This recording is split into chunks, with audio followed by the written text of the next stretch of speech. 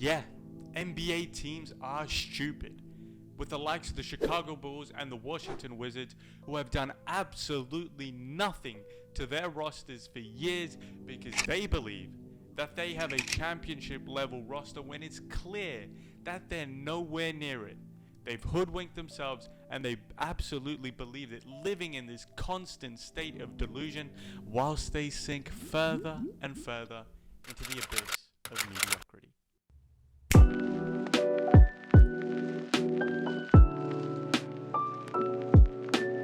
The Chicago Bulls are a prime example of a stupid NBA team because they still cling on to the fact that in the 2021-2022 season, before the All-Star break, that they were a number one seed, and they still believe it, and they still believe that that roster is good enough.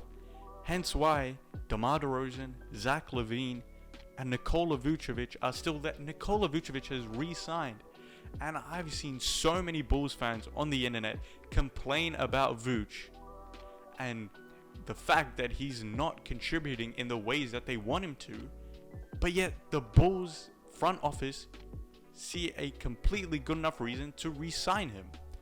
Why is that? Why are they still clinging on to the fact that this core that doesn't even have Lonzo Ball right now, who's still injured, who was one of the contributing factors to them actually even being the one seed a couple years ago, why do they still cling on to that? Because they were a fake one seed. I mean, if we take ourselves back to then, they were a team who were a one seed that hadn't beaten a team above 500. All the teams that they beat to be a one seed were below them and under 500. I mean, terrible teams. I mean, it's quite clear that they weren't good enough. And after Lonzo Ball went down, and after the All-Star break settled, and they got back into the swing of things, and they started to face good teams, and they started to actually be tested, they fell right down, and then they ended up losing to Milwaukee in the first round. So after that disappointing loss to Milwaukee, the Chicago Bulls decided to run it back with the same roster coming into the season just finished, the 2022-2023 season. And I guess you could cut them some slack because Lonzo Ball was injured for the second half of the previous season, the one where they were a one seed, and he was also injured for the playoffs when they went up against Milwaukee.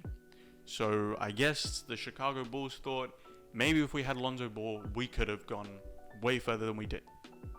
So I guess you could cut him some slack for trying to run it back. But as the season progressed, it became extremely clear to absolutely everybody, not only Bulls fans, that this quote championship roster was not at that level. They were nowhere near some of these other teams, even if Lonzo Ball was inserted.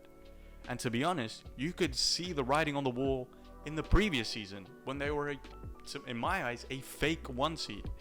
Those signs were there from the previous season when the Chicago Bulls front office apparently thought they were good. They trailed in to the next season as well. But yet, the trade deadline came along and the Chicago Bulls decided to do absolutely nothing. There was talks of them moving Caruso, and they did absolutely none of that.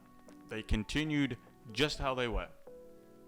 And here we are now, where Vucevic has been re-signed, and DeMar DeRozan and Zach LaVine, although have been in some trade talks and trade rumors, I guarantee they won't be traded. And Lonzo Ball is out for another full season. There's no way the Bulls front office still believe they're a championship contender or anywhere near that. They are a mediocre team that'll just make the play-in probably again. If that, not even the play-in. So why do the Bulls want to stay in this range of 6 seed to bottom play-in seed? Just this block of mediocrity. That's what that range really is. It's a pit and an abyss of absolute stinking mediocrity. And there's no direction for the team. There's no direction and there's nothing for fans to cling on to. At least if you're tanking like the Spurs, like the Rockets, you could end up with Victor Wembanyama, who's labeled as the best talent since LeBron James. The Bulls have none of that. Those fans have nothing to look forward to something like that. So when are they going to think that being trash for 2 years and tanking and being at the bottom for 2 years is better than being mediocre for 5 years and getting absolutely nowhere and staying at square one. While teams like the Spurs, who tanked for a couple years, have gotten the best talent possibly ever and could be right back up into championship contention in another year or two. And look, it may not work out for the Spurs, but at least there's a direction. There's a vision, you know what's going on, and fans know what's going on, and they can cling on to it. But this being mediocre gets you absolutely nowhere. And I guess the one thing for the front office or the owners is that you either make the play-in or possibly make the playoffs, so you know you're gonna get that ticket revenue from over there.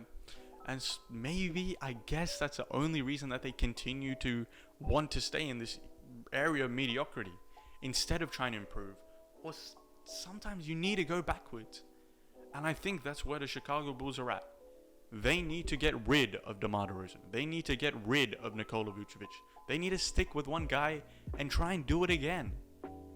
And I know it's hard to break down and absolutely destroy this thing that you built for a couple of years, but you need to do it. It's clear that you need to take a couple steps back to progress further, because right now you're at a wall that you can't break through, and you built that wall for yourself.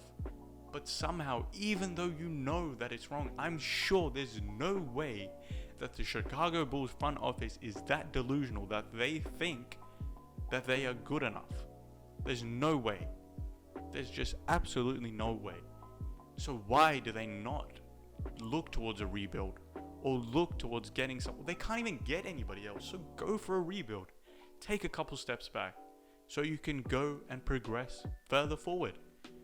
Maybe if you have a rebuild around Zach LaVine or around another piece, tank for a year, get an incredible talent, maybe you can go somewhere. Maybe people finally have something to look forward to in the team. Before this year, the Washington Wizards were the epitome of mediocrity. They were the team that this video is basically based around, being absolutely stupid for years and years and years. But they finally fixed it. They finally did what they had to do a couple years ago, but at least they did it. Better late than never, right? They finally got rid of Bradley Beal, and now they got a couple of young pieces, and they have a new direction. They're on a rebuild. They're focusing on young guys. They're focusing on development and developing these young talents. And maybe if a trade piece comes along, a big market name like Kevin Durant, they can go swoop them up and become a championship contender. But for the last couple of years, they've been mediocre, making the play-in or making the first round of the playoffs, and that's it. Either getting swept, winning one game. That's about all the Washington Wizards were.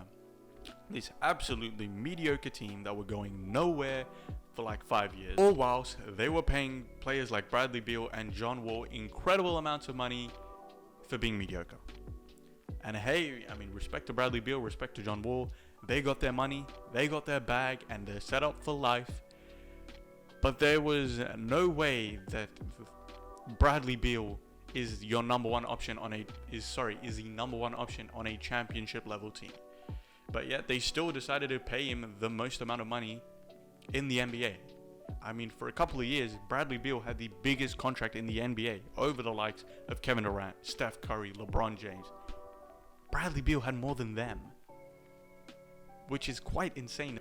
The Wizards were just stuck in that pit of mediocrity where they weren't bad enough, or they didn't have a bad enough record to get these high lottery picks who can propel them further and towards the site of a championship. And they weren't good enough to progress further into the playoffs to warrant making a championship level move or this big trade. And they don't really have the assets for that either. All because they were stuck in this pit. They didn't want to go backwards. They refused to go backwards. And they just found themselves stuck in that pit forever. But finally they decided to bite the bullet and just take a couple of bad years. Because that's what the Wizards will be now. They might be an entertaining team, with Kyle Kuzma and Jordan Poole and all these young guys. But they're going to be bad for quite a while. Maybe 2, 3, 4 years.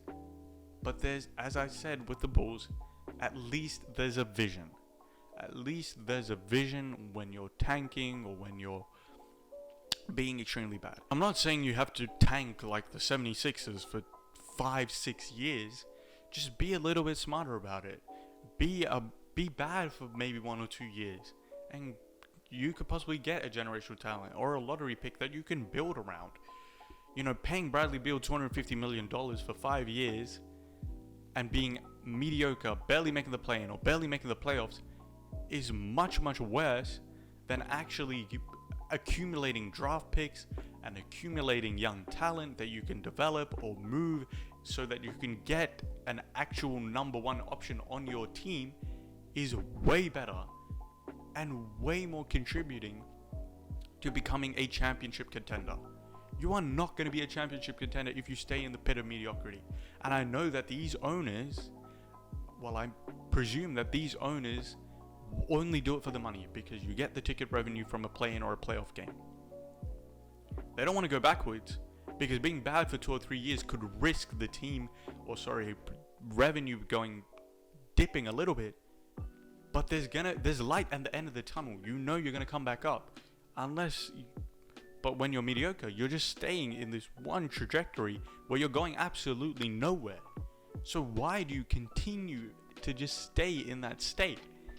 It's obviously not gonna work. You're obviously not gonna be a championship contender at any point, barely even a second round team. But you continue to stay there. You don't even look to improve. I mean, some of these teams don't even look to bring in more talent. They just stay the way they are. And they don't have draft picks. There's no way that's a smart way to approach building an NBA team. And I think hopefully the Wizards, obviously they've turned a new leaf. And if they actually go on to succeed, I hope other teams look at the Wizards like sort of a blueprint, like a lesson to not do that. Not be this mediocre team for a couple of years. Actually have a plan. Know what you're going to do if you're tanking or being a bad team, accumulating draft picks so you can go and get that Hall of Fame disgruntled talent. So yeah, the Bulls and the Wizards are perfect examples of stupid NBA teams. And there are some other teams exactly like that. The Kings were like that for a couple of years where they were just sitting, doing absolutely nothing. And there's many more teams that may continue on this route. But I hope it stops with the Wizards. And I hope the Bulls look to do something like the Wizards. But it needs to stop, because being in this pit of mediocrity is terrible for the fans.